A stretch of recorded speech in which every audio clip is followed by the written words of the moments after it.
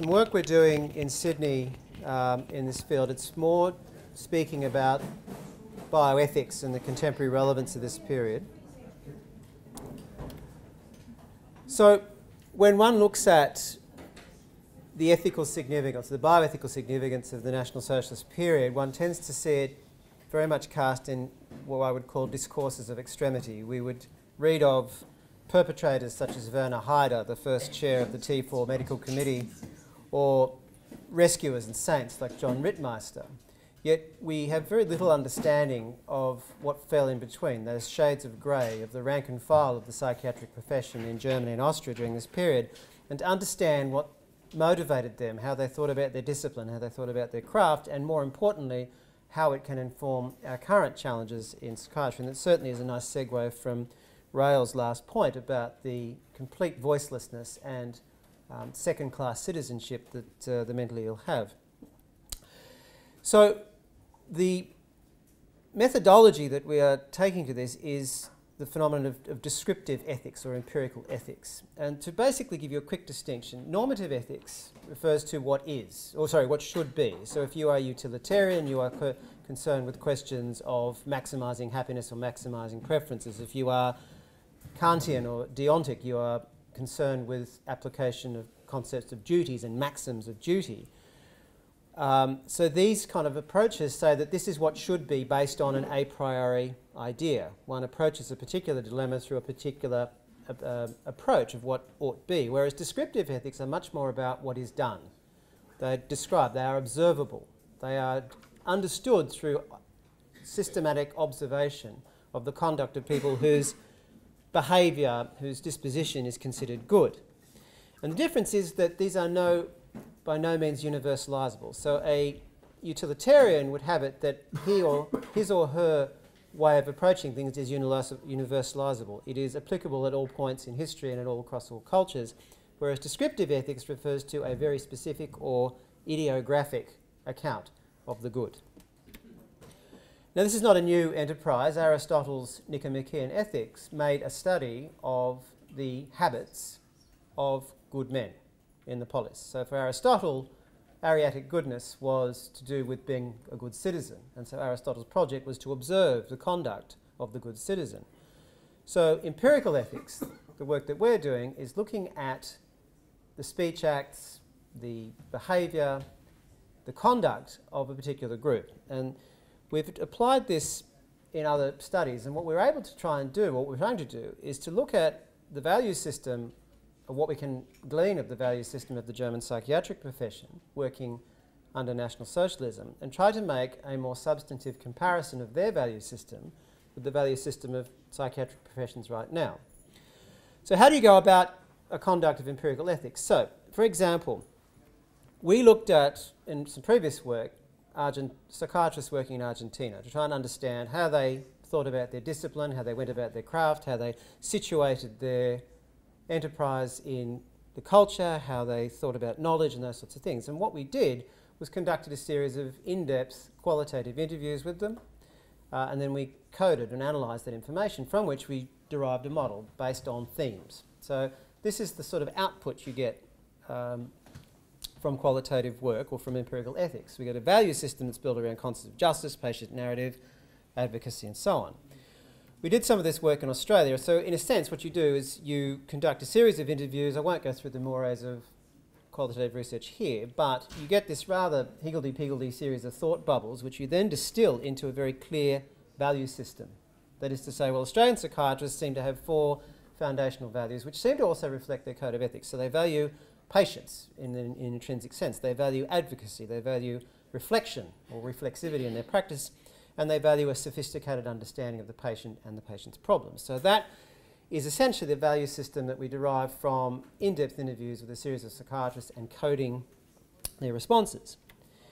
Now, the problem in trying to understand this period is that they're all dead. We can't interview them. All that we can do is try to understand how they thought about their discipline, how they went about their business, by looking at the speech acts that are evident in clinical notes, diaries, letters, correspondence.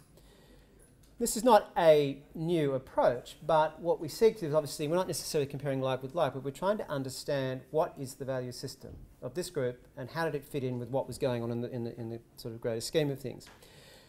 Now, I think it was Nietzsche, Paul Nietzsche, who essentially said it was cure or destroy, healen oder vernichten. That is to say that there seem to be two values here, that there were those who were cure the curable and eliminate the incurable, the weak. So what we're seeking to do with our work is try to move beyond that binary approach, even though it's certainly evident in some of the more extreme perpetrators, but try to understand how did German psychiatrists think about their work.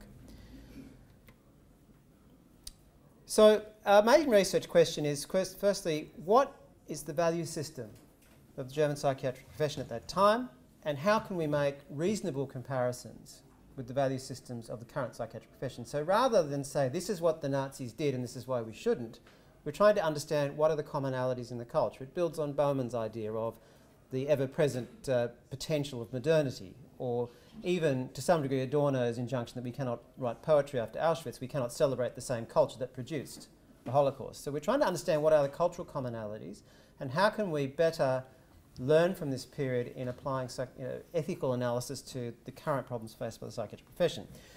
So in doing this, we're looking to consider our relationship with the disabled community and its and their advocates, contemporary issues, and how does eugenics fit, how does biological psychiatry fit within this rubric of eugenics, how do we understand end-of-life decision-making, and also some of the other, I suppose, contentious issues that have some bioethical precedent in the National Socialist period.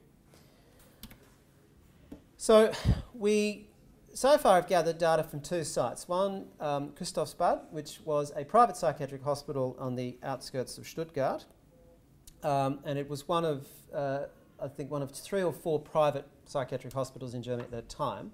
And as you'd see from the documentation standard at Grafnik, it was one of the institutions where patients were sent in the T4 program to be murdered either Grafnik or after Grafnik was decommissioned to Hartheim.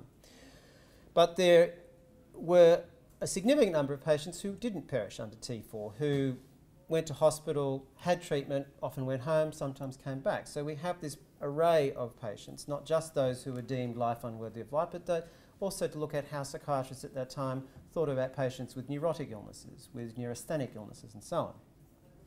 The other site we were studying is Eltving-Haar, which Raoul mentioned in his previous site, because Eltving-Haar was a larger institution and also had a military lazaret. So we've got a sample of patient files that include victims of T4, patients with, dare we say, common or garden variety neurotic and depressive illnesses, and also patients with military, I suppose, Kriegsneurosen. So an example of the kind of data that we've got and how we've analysed it. So this is an example. This is a patient from Christophsbad, Mr. GB, 57 years old, married, former civil servant, is admitted in October 1938 with progressive paralysis and dementia. He has neurosyphilis. He was actually referred in for malaria therapy, and he's discharged to Winnenthal, which was a Zwischenanstalt, essentially a collecting centre, prior to being gassed, I think, at Grafnik. It's not documented in his file. So just to give you a sense of how we approach this data, the colour coding refers to different parts of the file, statements written by Mr. GB's psychiatrist, and how we then code that information. So the statement being, he had to be moved to the restless ward yesterday and he was taking away all the other patient's things. So the coding category of disruptive behaviour or dangerousness. On the green, he claims that he does not like being on the ward but was unable to say why. So that is coded as the category of expressive capacity or language capacity. Another statement, although the patient is locally orientated, he is not chronologically orientated, so this coding category of cognitive functioning. He is having great difficulty remembering things, again, cognitive functioning. His productivity is limited, another coding category. Test words are repeated badly, another coding category. His judgment is 0. So you can see how we are able to understand how this man's treating psychiatrist thought about his illness, about how his care of this man, where he saw his disciplinary focus was, and we can start to understand what this psychiatrist valued in his or her work. The bottom line is probably the most sinister one, and this is one of the last entries in his file before the file says that he's transferred to Winnenthal. It says, there can be no question of an improvement. So what we have is this arc travelled by the psychiatrist of a patient who is admitted ostensibly with a treatable illness, a neurosyphilis who doesn't respond necessarily to salvarsan, which is one of the early antisyphilitic medications.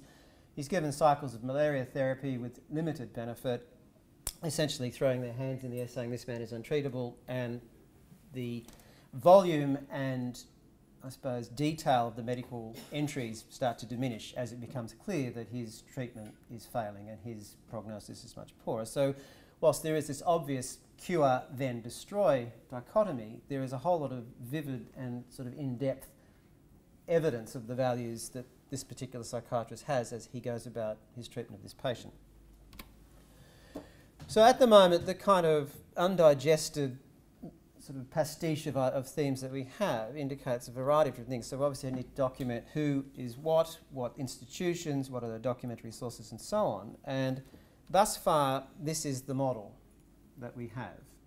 Essentially the preliminary model is that psychiatrists, their value system, beyond cure and destroy, they're interested in function. They're interested in how a patient's illness affects behaviour. They have an interest in a clinical outcome. What is the end point of treatment, whether it be through Arbeitstherapy, through the physical treatments? Throughout lots of the files, there's great interest in the interpersonal context. Who comes to visit these people? Who is in their life? Who is in their immediate interpersonal network? They have interest in capability. What is this person able to do on the ward? What are they likely to be able to do if they leave? And finally, they're interested in treatment. What treatments are going to work? What can we expect from these outcomes? What is absent so far is there is really little consideration of relief of distress or relief of suffering. That does not appear to be something that is written about. The psychiatrists do not seek to measure or quantify relief of distress or improvement in the patient's sense of well-being. They're interested in function, they're interested in disruption, they're interested in the contribution this person may make to the system, but they're not particularly interested in necessarily relieving suffering or relieving distress. So I'm done. I beat you, right? Just in the interest of time, I'm happy to hold off questions until the end. I'd like to hand over to Conrad. Hopefully. Yes. Thank you.